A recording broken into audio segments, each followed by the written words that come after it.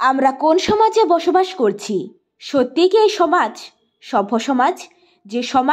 যে সমাজে এক বৃদ্ধ পিতা নিজের ছেলের হাতে মার খেয়ে বিনা চিকিৎসায় অযত্নে অবহেলায় ঘরে বেঁধে রেখে পশুর থেকেও খারাপ আচরণ করা হচ্ছে ওই বৃদ্ধর সাথে। জানা গেছে গোলাঘাটি বিধানসভার অন্তর্গত কাঞ্চনমালা এলাকার ২ নম্বর ওয়ার্ডের কাঞ্চনমালা এসবি স্কুল সংলগ্ন রাজু বিশ্বাসের ছেলে মন্টু বিশ্বাস গত কয়েক মাস আগে তার জন্মদাতা বাবাকে মেরে হাত এবং কোমর ভেঙে গুঁড়িয়ে দেয়, কিন্তু তারপরেও ছেলের বিরুদ্ধে কোনো ধরনের অভিযোগ করেননি বৃদ্ধ রাজু বিশ্বাস।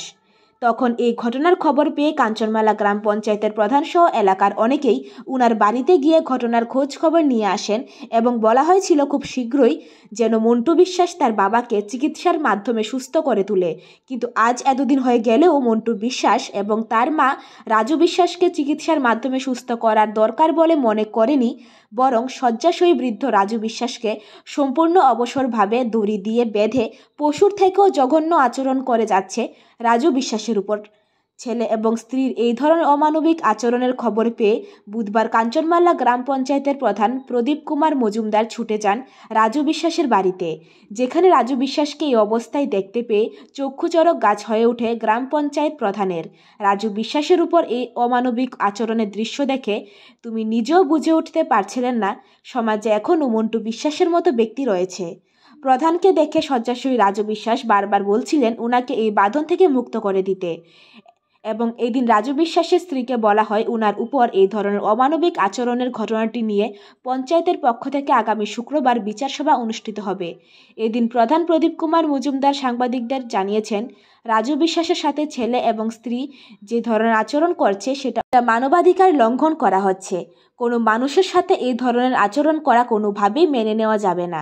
এই ঘটনা এলাকার জানাজানি হতেই এলাকার লোকজনদের পক্ষ থেকে দাবি উঠেছে, হাই কিংবা প্রশাসনের কাছে যদি এমন কোনো আইনি ব্যবস্থা থাকে তাহলে খুব শীঘ্রই যেন প্রশাসন মন্টু বিশ্বাস এবং তার মায়ের বিরুদ্ধে আইনগত কঠোর ব্যবস্থা গ্রহণ করে।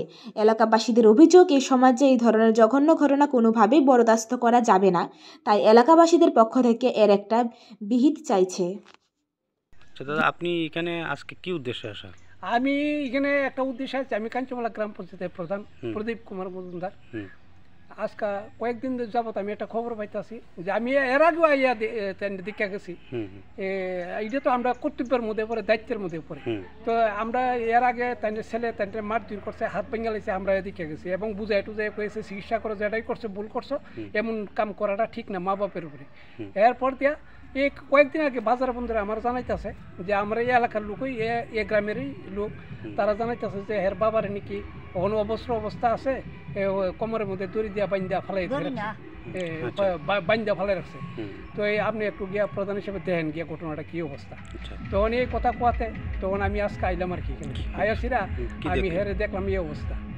কি বলবেন এই বিষয়টা নিয়ে? এই বিষয়টা নিয়ে কি বলার, আজকে তাই 2 ছেলে আছে, মেয়েটি আছে।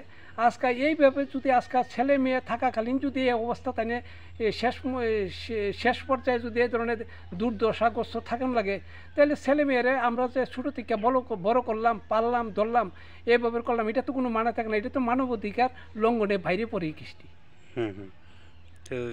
মানে আপনারা পঞ্চায়েতের তরফ থেকে কোনো উদ্যোগ নেওয়া? পঞ্চায়েতের তরফ থেকে আজকে আমরা এই সিদ্ধান্ত যে আমরা আগামী শুক্রবার দিন তাদের তাই ওনার ছেলে মেয়ে সবাই লইয়া বমু, দুপুর 12টার সময় বই আসে কী করা যায়। এই ব্যাপারে তো একটা লোক বাস্তবিক করতে পারে না, সে লোকটা কথা কইতে পারে, খাইতেও পারে, সব কিছু করতে পারে, তাহলে এই লোকটার এইভাবে থাকাটা তো এটা অবাঞ্ছনীয়। তার জন্য আমরা তাদের সাথে কথাবার্তা কইয়া কী ব্যবস্থা নেওয়া যায় আমরা এটা করুম আর কি, আগামী শুক্রবার 12টা।